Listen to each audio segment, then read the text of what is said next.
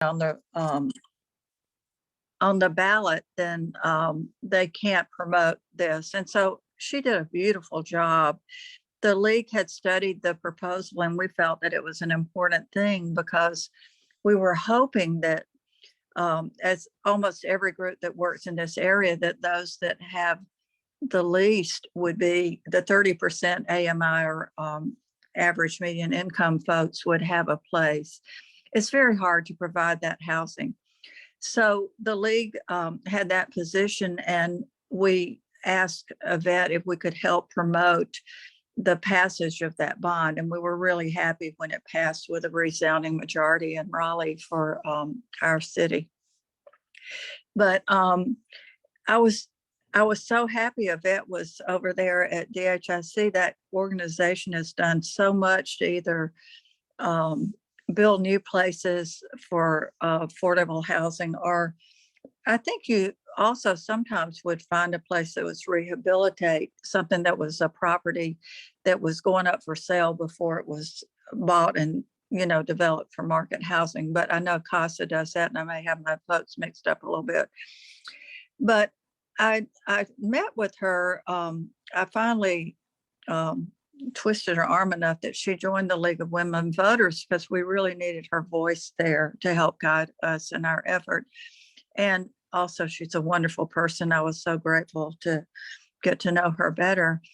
But what I didn't know about her was, for a long time, she was on the board of the YMCA, working in all these areas that were of interest for social justice and housing and economic development and parity and wages, all sorts of things. But I discovered that about her. And then this opportunity came up for Southeast Raleigh Promise, which has just been such a tremendous, powerful effort and group to help Southeast Raleigh that had a lot of pressure. So the position came open, and she became executive director. And man, oh man, how lucky were they to get her to come. And she's done so much in their short tenure there. And also, she's just slammed because there's so much to be done. But she's just about the most perfect person to lead that group and help us really support Southeast Raleigh and get them. It's such a pressure area over there, with so many developers wanting to buy homes over there. And I'll let her tell you about her work. But thank you so much for coming, Yvette. Her schedule is really busy. And I first asked her, I think, maybe even before the turn of the year. And she said, I'll come, but it'll be a while. And here she is. And thank you for coming. I really appreciate you taking the time to talk with us. I appreciate that. Very, very kind introduction. And just being a servant leader, it's hard when you hear people talk about you, and it's hard to talk about yourself. So I appreciate I appreciate your comments. And yeah, it's been about 3 years because we first connected initially around the bond. And I appreciate you all holding us accountable, the league. And that is the meeting that's after this. There is a league meeting after this, Suzanne, actually. But hello, everyone, and good afternoon. It's nice seeing you on this sunny Friday afternoon, and the sun is out and it's warm.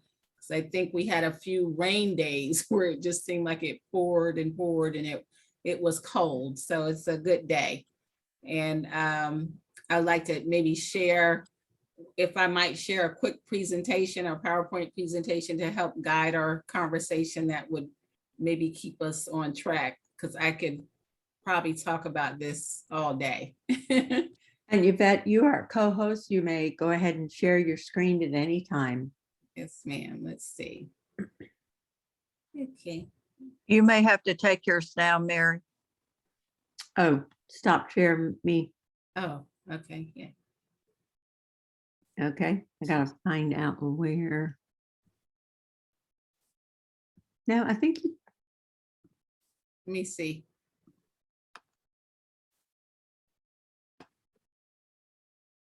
Give me 1 second. Can you see that?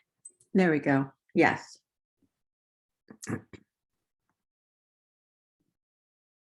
Are you just seeing the main screen, or do you see the little sidebar as well? Just the main.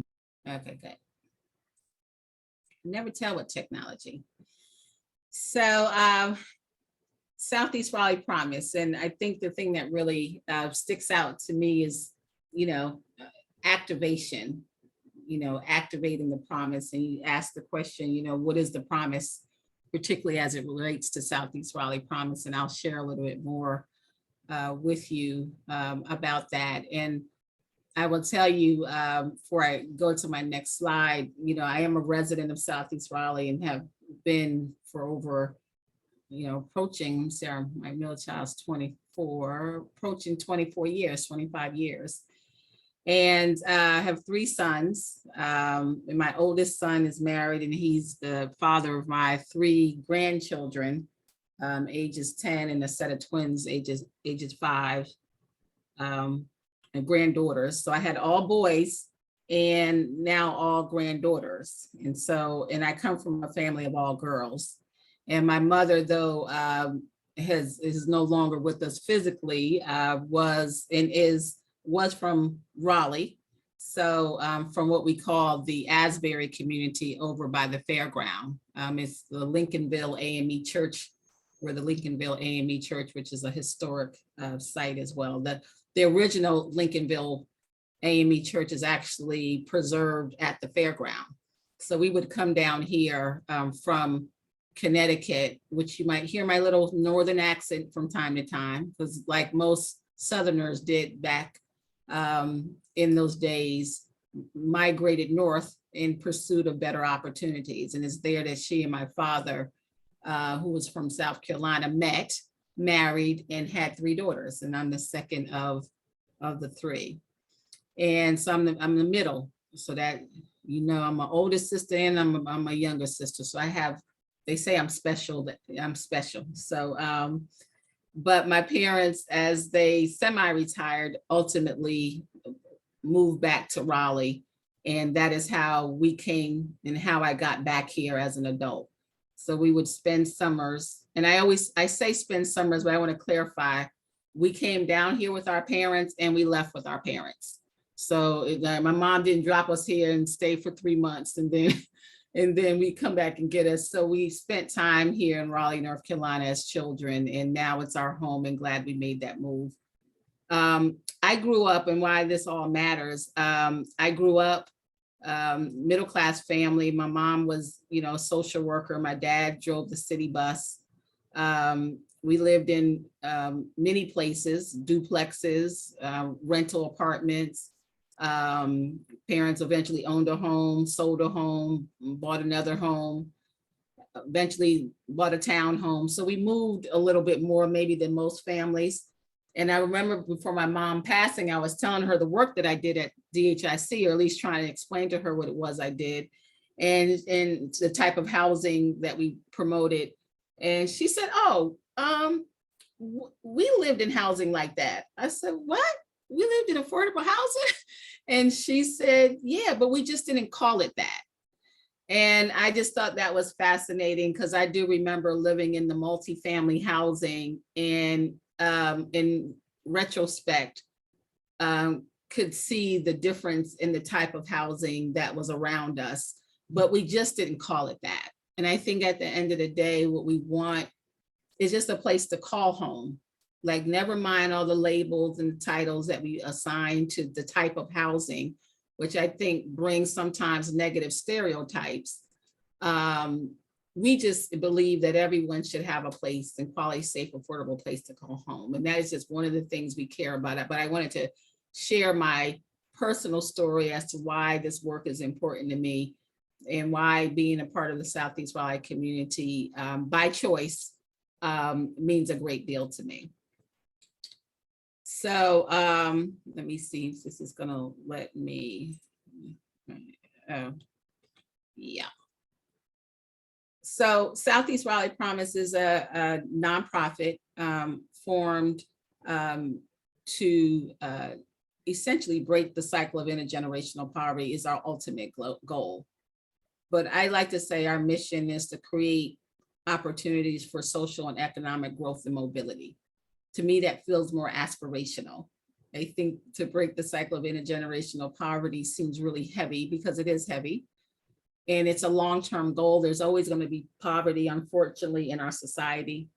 And to break the cycle of intergenerational poverty, it's going to take generations, and the need is going to outlive all of us.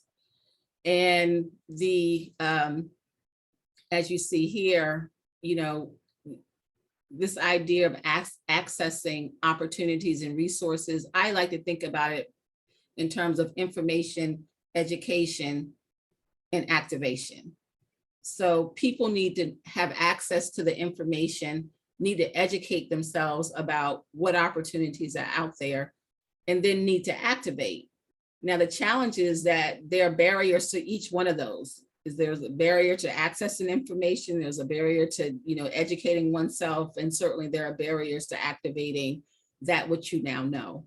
And so we have to look at those barriers that prevent people from being socially and economically mobile, because it's about movement. It's about not being in the same place, today as you hope to be in 10 years, or not being in the same place 10 years from now than you were 10 years prior. It's about movement, and hopefully the movement is positive. And so our work as an organization, as a nonprofit, people think about the work that we do. We have to acknowledge, and I think that's the one thing that's different, and I'll tell you a little bit about the purpose-built community model and the network that we're part of. But the whole purpose is that we approach this work, and what distinguishes us maybe from others is that we do approach this work through a racial equity lens. And so this idea that the inequities that we see today and that we all are impacted by, that somehow is just something that just happened. It's not something that just happened. It was by design, that there were policies and practices and approaches put in place that were intentionally designed to disadvantage some while advantaging others. And we can go back to our Native brothers and sisters who were certainly impacted by that. Black Americans certainly and most definitely impacted by that. And so, and then you roll that forward, there are other people in races and cultures of people who also have been impacted by systematic racism. And so when I think about systematic racism, I just think about it in terms of, it doesn't matter who's in position, like the system's going to do what the system was designed to do. So you have to dismantle those systems. You have to think about what things are in place that, obviously in the case of, our, Black and brown students who are in school, as an example, when this whole conversation came up about resource officers in schools, my own son, my middle son that I referenced earlier, had an unfortunate situation with a Black resource officer, right? And his thing was, he's Black like me. He was a male like me. And why was he treating me this certain way? Well, it goes back to the systems that are in place. It didn't matter that he was Black, and it didn't matter that he was a male. The system was designed, his hands were tied, and he felt like he needed to do what he needed to do. And those are the things that we have to get to the root of. And I just use that as an example. But we do, as a community quarterback agency and organization, understand that race does play a part in the work that we do. And it certainly does play a part in the inequities that our community, particularly here in Southeast Raleigh, that we are experiencing. And so we do lead Raleigh, Wake County's first purpose-built community. It is a national network. It was kind of born out of Atlanta as the first purpose-built community. Tom Cousins, wealthy philanthropist, who had this novel idea that when you think about community development work and really addressing the issues that urban communities especially face, that you have to look holistically at the needs. Like, you can't look at a single one issue, that is not just about housing, or is not just about health and wellness. So the whole purpose-built model is about cross-sector collaboration. And we lead Raleigh Wake County's first purpose-built community. We're the 16th purpose-built community in the country. In our efforts as a community quarterback, and he's like, what does that mean to be a community quarterback? Well, as a community quarterback, because we don't provide direct services, which I think makes our model a little unique and different for most people when they think about nonprofits. You know, you think about nonprofits and they're, you know, either helping to meet, you know, address housing insecurity, or they're helping to address food insecurity, or they're serving our youth in after school camps, day camps, and that sort of thing. And we don't provide direct services, but we do work with those organizations that provide direct services. So our efforts is to be more strategic in our focus, be one in which we leverage our resources and bring communities together and bring the right partners to the table so that we can advance common good in our communities. So when you think about football, if anyone follows football, a quarterback calls the play. And then you hand that off or advance the ball up the field so that you can advance the ball up the field and eventually score that touchdown. And that's how we see ourselves. Like, we're the ones that helping to call the play with the community input, the community voice at the center. And so we talked a little bit, I want to bring in creating ladders of opportunity that benefit the Southeast Raleigh community and its residents. And I bring that up because, you know, when we talk about equity and equality, there's a lot of conversation about, you know, diversity, equity, and inclusion. And I don't have to tell this group what equity and what equality is and the distinction. We've all seen, you know, kind of graphics that show what that looks like or depicts how that shows up. And I think in our case, the Southeast Raleigh Promise, some would argue that we don't have a ladder at all. Right? There is no ladder. Never mind it being broken, we don't have a ladder at all.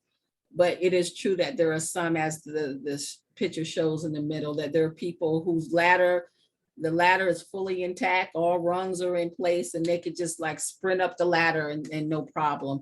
And then there are others where they're just missing rungs and the ladder is just, you know, not functional at all. And so this whole idea of people, you know, pulling themselves up by their own bootstraps, well, that's easy if you have boots to begin with. And so, you know, our thing is to look at and meet people where they are and hope to address their needs so that we can begin to close the inequities and the gaps that exist. This is the purpose-built model nationally. And for us, and I'll tell you, and haven't talked about our first example of our purpose-built community model, and I'll get to that in a minute, but Southeast Raleigh Promise, we focus on 5 key areas. And so it is important that when you look at community development work and kind of place-based strategies, again, looking at cross-sector collaboration, you can't just think about housing. So our 5 key pillars is that of mixed income housing, because we believe that we're not trying to create communities of low wealth or concentrated poverty. The idea that education is important, health and wellness, economic mobility, and leadership development. We think collectively, if we are and have goals outlined in each of these areas and have the partners to help deliver programs and services in each of these areas, that our community will be better for it. A little bit about our impact area. Southeast Raleigh Promise does, though we say we serve all of Southeast Raleigh, we primarily, and we're a hyper focus on the 6th census tract area that for the most part includes the Rock Quarry Road area, parts of Pool Road, Martin Luther King Boulevard, and I'll show you a map in a minute. But that area and these numbers need to be updated because now that we have the census, the 2020 census information, you know, about 30,000 individuals live in the 6th census tract area, and the indicators, and it's a high concentration of poverty, and that means all other indicators are lagging in terms of health and wellness and education. And our work is focused to change those outcomes. And I do, you know, when you talk about data, it's really hard because we're talking about generational like, it'll be another 10, 15 years where we, start seeing true measurements and outcomes that we desire. But that doesn't mean that we can't and shouldn't do the work now. This is the map that I mentioned. This is the 6th census tract area. This is the current beacon site, which I'm going to talk to you about in a minute. But this is Rock Quarry Road. This is 40. And you cross over the belt line, and then down this way you have Southeast High School, just to give you an idea. This is Heritage Park that happens to be in one of our 6th census tract areas. And Heritage Park is the community owned by Raleigh Housing Authority. And that is the community that is closest to Dix, what is now know as Dix Park. And so Raleigh Housing Authority will be redeveloping that site. And it's my understanding that it eventually will be a tear down new construction. This is one of the older communities in their portfolio. So similar to Chavis Heights. I don't know if you're familiar with Chavis Heights, but it's where the Chavis Park is. And that once was also, it is still owned by a housing authority. But if you remember, if you're familiar with Raleigh and been around for a long time, it had the old style of public housing and not really efficient. And so Housing Authority had a Hope 6 grant issued through HUD, and they were able to redevelop it and make it more mixed income. And what you see there now, I imagine it'll be something similar that they'll do at Heritage Park. Obviously not with all the parks, because we have the benefit of Chavis Heights that's close to the Chavis community. But that is our beacon site area that we are, our impact zone that we're focused on. Okay, so what I'm excited to talk about is our first example of our what we call our purpose-built community model. And this is where I want to give you a little history about Southeast Raleigh Promise related to this site. So we came about initially about 10 or so years ago. Some individuals who were serving on the Alexander YMCA board, and I happen to be one of those individuals, Dexter Hebert, who is now the director of the Southeast Raleigh YMCA, Courtney Crowder, and some other folk, came together, and we were saying and making the case to the Y that we wanted to have a Y branch in Southeast Raleigh. And just for some history, there was a Garner Road Y at the time that has since lost its charter. There was at the time a YWCA on Hargett Street. And if you haven't been over there lately, you know that closed down, and now they've leveled that off.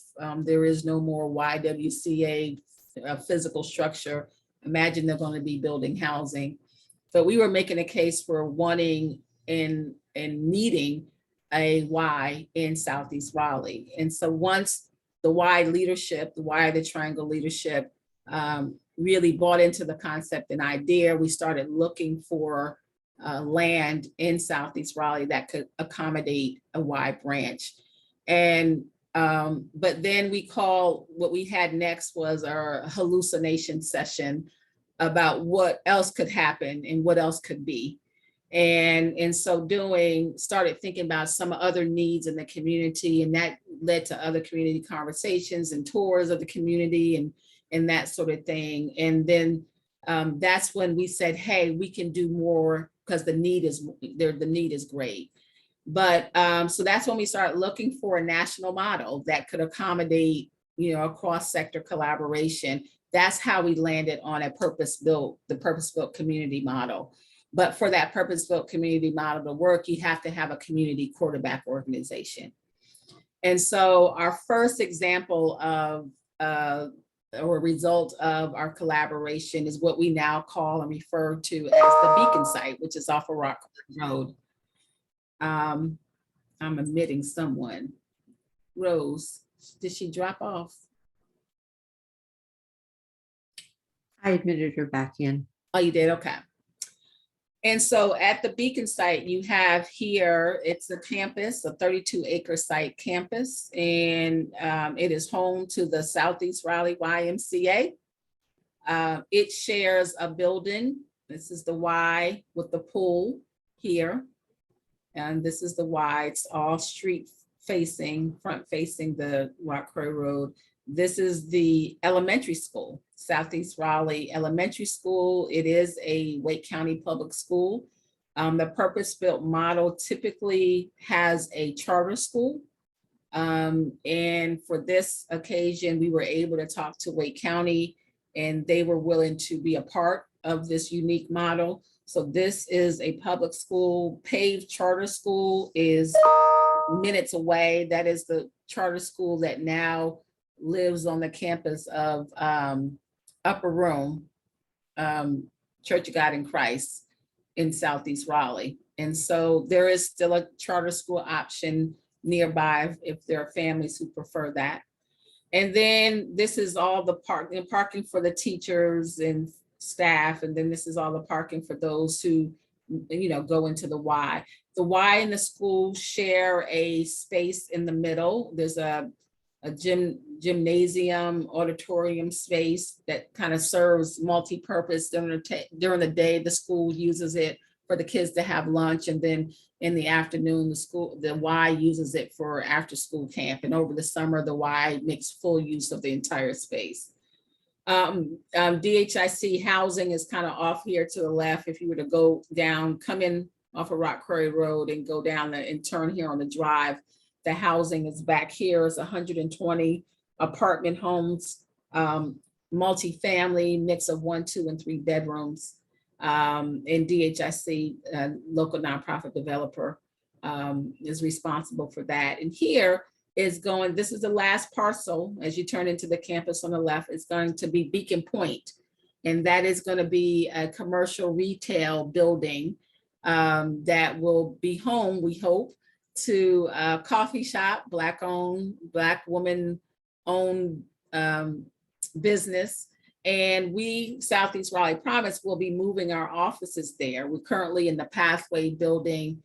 Downtown Raleigh is a city-owned building, and we'll be moving our business and our offices there. There are several other nonprofits that are also working to move into that space, Legal Aid, another non-cultural arts organization. I'll be careful not to put too many names out there. We also hope to have a healthcare and some other options that the information we got back from the community help us inform what tenants should be there. Now, this particular parcel is being developed by Self-Help out of Durham.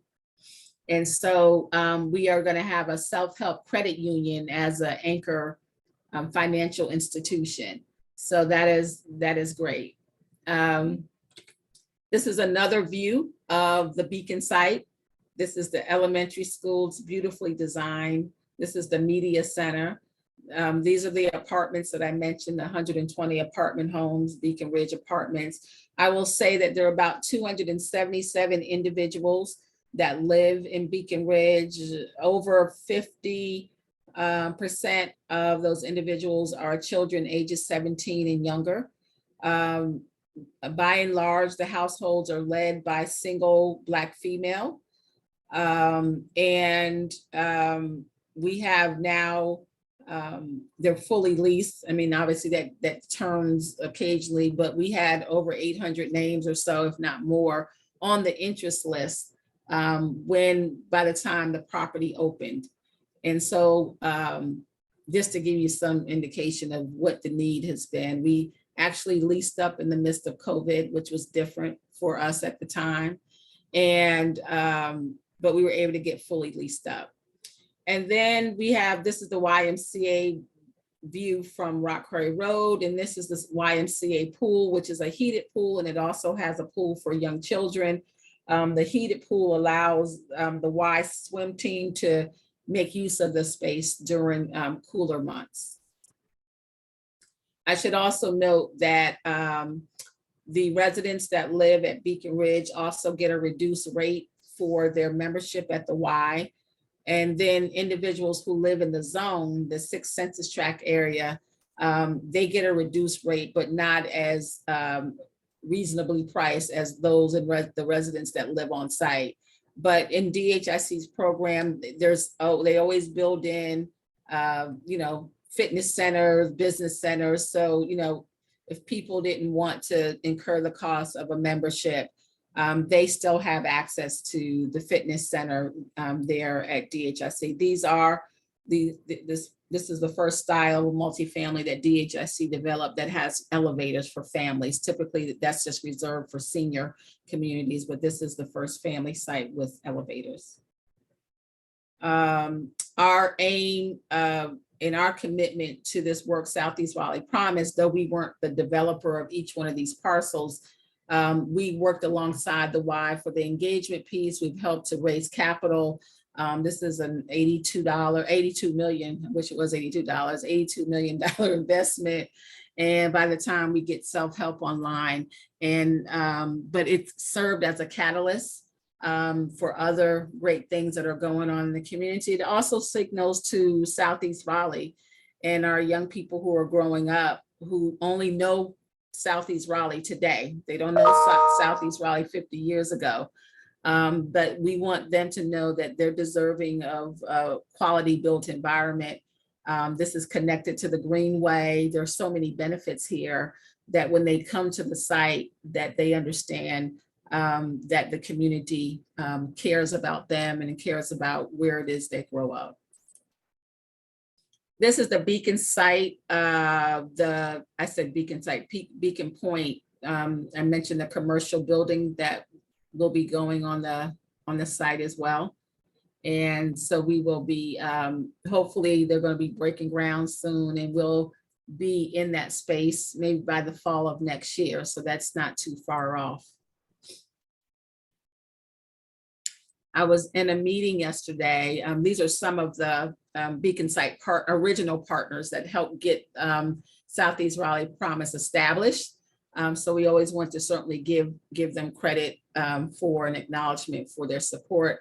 And even though I mentioned how we started this 10 years ago, that 2017 is when we officially formed our own nonprofit. We started out being under the guides of the Y, and they were serving as our fiscal agent, and then we branched off, and now we're an independent nonprofit with our own kind of charter and responsibilities. And so, I started out by saying activating the promise, and just so you know what we've got going on looking ahead, we are really big on community engagement and outreach, and have done some hiring to accommodate that. To me, we can't just assume that we know, like we know, but you don't always know. And more importantly than knowing is to make sure that the community feels that they're a part of whatever decisions are being made that going to impact them. And so we've all been a part of a lot of different meetings, and the people who are most impacted by those decisions aren't typically represented at the table. So it's really important that we invest in there. And I told someone yesterday in the meeting, there are no shortcuts to that. There are no shortcuts to community engagement and outreach and building relationships. And we have to invest in that because there's a lot of mistrust out there. There's a lot that's happened over the last 2 years of COVID, and people are still a little leery about getting out and, opening doors and that sort of thing. So we have to really invest in that work. I'm happy to report that we responded to the City of Raleigh's RFP to develop small-scale affordable housing that was put out last fall. And we, because it's one of in our 3-year strategic plan, of those 5 pillars that I mentioned, we're gonna invest in all of them, but our top 3 would be that of housing, education, and economic mobility. Because you can't just have a conversation about production of housing. you have to also have a conversation about whether or not people have the income to afford the housing that's out there, and they have to be in a better position to be able to afford what, I mean, there's a shortage, no question, and we're not going to build our way out of this. But I think we also have to make sure that people, the $7.25 an hour, $10 an hour, $15 an hour is not enough for this region to be considered a living wage. So we have to also focus on making sure that people are economically sound. So we did respond to this RFP. However, we're excited about that. We proposed to build 27 units on moderately scattered sites owned by the city of Raleigh, that most of them, with the exception of one, happen to be all in our 6th census tract area. What do you know? And so we partnered with a co-developer, because it's small scale. These are like duplexes, single family homes in one case, and this is all rental. We are going to do a couple of ADUs and a couple of townhomes. So it's a mix of housing type. Most, again, all of them are in Southeast Raleigh, at least for the ones that we applied for. There were 10 parcels that the city attached to this RFP and $2 million. I did tell the city, I said, that's not enough money for small scale, because when you look at the economics of what it takes to develop any housing, but certainly small scale, it costs, the same thing for small as, a sheet of lumber or whatever, costs the same thing for small scale as it does for market rate. The cost is the cost. And, the whole premise around affordable housing is that the less you can carry and less debt you have to service, the more savings you can pass on in rents to those who ultimately will be calling these communities home. So we're trying to reduce the amount of debt that we have to carry on these particular properties. The thing about the affordable housing bond, the $2 million happens to be coming from the affordable housing bond proceeds, thanks to the city of Raleigh. But as you all know, because of the community input and feedback and the emphasis placed, and Suzanne, you said it earlier, on the serving those with lower incomes at lower AMIs. If you use any bond proceeds and develop any housing, 1/3 of whatever you develop has to be restricted for those at 30% AMI. And so that even applies to small scale. So even though there are 27 units, we have to have 1/3 of those units targeting those at 30% AMI. And that makes the math and the economics really challenging, because we don't have multifamily where you got 100 units and you can spread that cost over 120 units. You just have 27 units. So those are just something just to keep in mind. And then yes, I presume those will be rentals and not owned by the homeowner, right? That's exactly right. They'll be rental. So we will become a developer and a landlord. So we're excited about that. I tell people that Southeast Raleigh Promise is today where DHIC was 50 years ago. When DHIC started out, they were doing infill development, but they were doing homeownership products in neighborhoods in and around downtown Raleigh.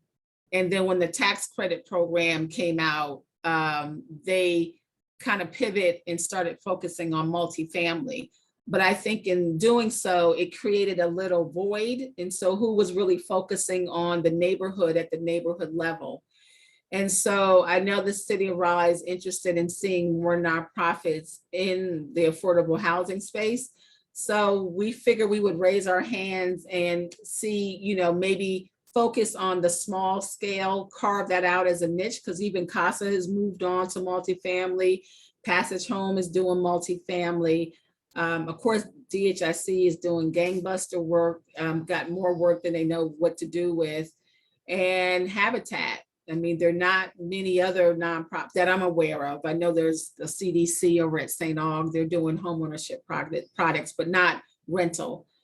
So the other kind of big thing that we're focusing on is the Rock Quarry Road corridor. And I mentioned to you why that is important is because, and you all don't know this, but Rock Quarry Road is seeing a lot of development activity because the movement in development is moving to where the land is available and affordable. And so it can only come our way. And I say our way, meaning Southeast Raleigh, and I happen to live off of Rock Quarry Road. So I told people, I mean, I consider myself pretty involved, but there's so much stuff going on Rock Quarry Road, and I don't know about it until the trees start coming down. That's terrible. But like they in planning has reminded us that these are deals that have been in the pipeline for 3, 4, 5 years. So we're kind of late by the time, if we're seeing the trees come down, then we're late.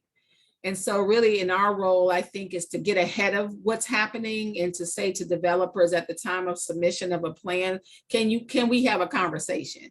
Can we, help, co-create and design what our communities look like?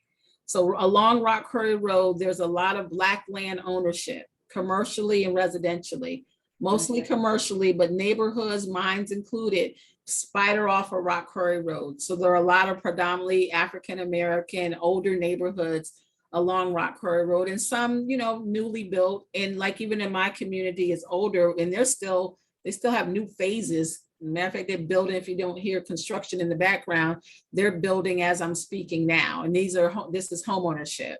But along Rock Quarry Road, you have Shaw University that owns 40 acres of land. You have Word of God that owns a great deal of acreage. You have other churches. You have a lot of prime, I think, real estate. And there's also a lot of housing that's already planned for the corridor. And so what I tell people, that we need a plan, we need a master plan for Rock Quarry Road, starting at New Bern Avenue where the old DMV is, and taking it all the way out to the intersection of Jones Sausage, where you hang a right and go to the old, Amazon fulfillment station. We're starting to Amen, sister. I'm sorry. Amen, sister. Yes, amen. And so we got market rate housing in Southeast Raleigh. When has that last happened? So you already know what they're preparing for. And my thing is, if we don't have a plan for some parts of the corridor, then we're just going to get overrun. And my thing is, I don't want your land. I mean, I think the church should know what they can do with their land. The business owners should know what they can do with their land. And I tell people, like, we can sit and wait, but we already know if we do that, what the outcome is going to be. So my thing is, if we can bring the community together and rally around a shared vision, and my point there is that I don't think Southeast Raleigh is so much opposed to change. We just want to be a part of the change. And part of it means not just being a consumer. So you have small businesses, all this development that's happening. Are you using local, contractors and, suppliers? Or is it just you come in as a developer, you extract, and then you move on? And all you leave are the buildings that you built, and then we just become consumers, and then that doesn't help either. So those are the conversations that I think we should be able to lead. And obviously we don't want to insert ourselves as if we're the experts, but it's really about being a convener. And then our last thing is just continue the ongoing success of the Beacon site, because that is kind of the kind of where the hub, where it all started and what everything kind of emanates from that. So just continue to do what you're doing, listening and learning from those who are impacted. And I don't have to tell you that, why proximity is important.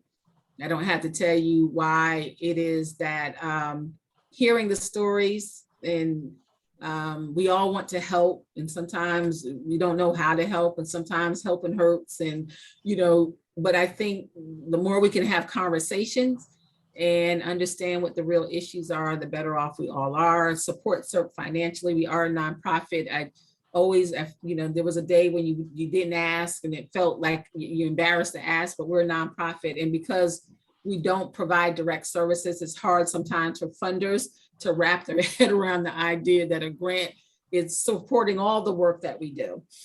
And then just advocate for policy change. And, Ms. Rose can talk about how, the work that One Wake is doing, even around property taxes, and the escalating cost of property taxes. It's a catch-22.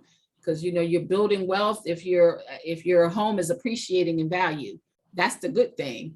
The downside of that is that you're, or what I say, house rich and cash poor, because now your property taxes have gone up and you can't afford them. And people are also losing their homes, and some argue even that it's another form of gentrification. I heard a pastor, I think, Rose, I was at the commissioner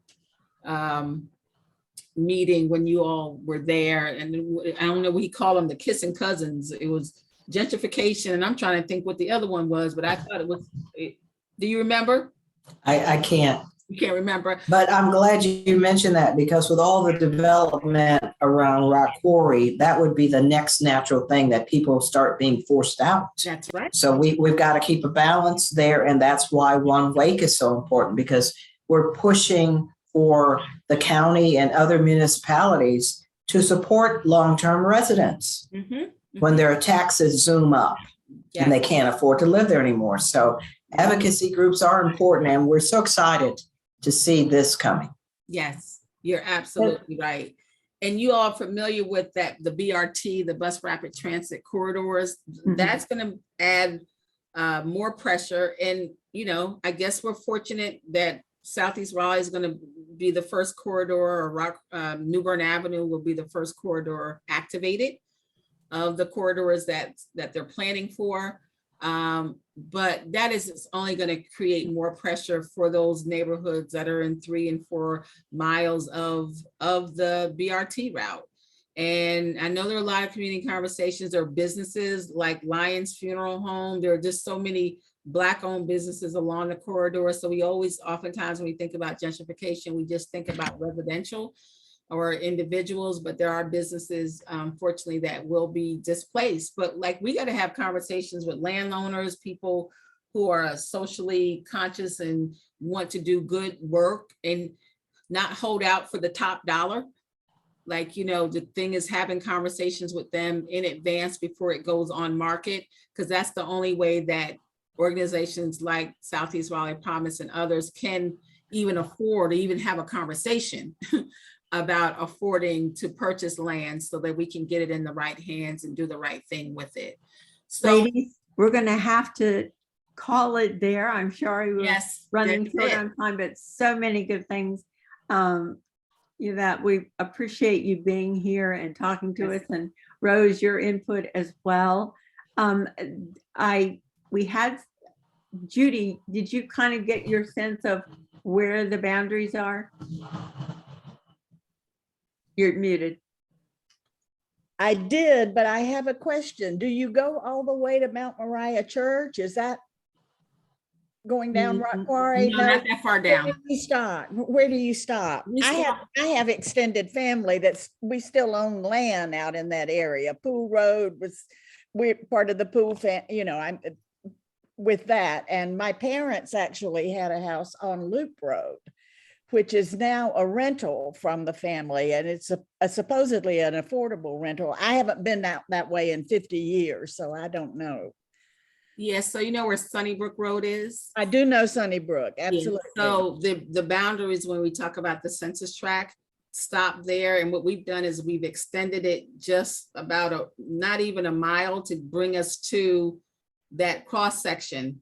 Okay, right where you turn to go to, right, and I know what you're talking about. And that's only because that old town development is being built right there at that intersection at New Hope. Okay. Yeah, and that's going to be thousands of homes. I mean, like, they already have a market rate that's up and leasing now. Okay, I'm sure I probably have family involved in that, but like I say, I've been out of this area for over 50 years, so I need to go out that way. Yes, you should take a good drive.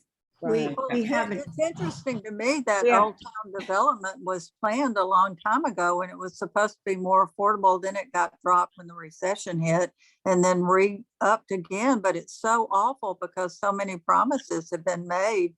Like Walnut Creek amphitheater was supposed to be all Black-owned business and concessions.